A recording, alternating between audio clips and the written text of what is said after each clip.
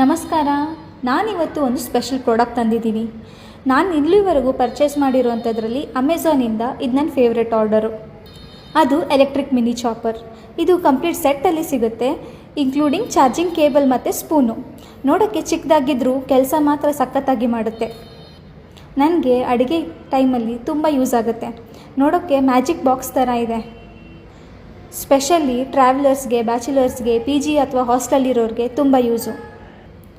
ನೀವು ಒಂದು ಸಲ ಚಾರ್ಜ್ ಮಾಡಿದರೆ ಸಾಕು, ಏನಿಲ್ಲ ಅಂದರೂ 4 ರಿಂದ 5 ದಿನ ಆರಾಮಾಗಿ ಯೂಸ್ ಮಾಡ್ಬೋದು.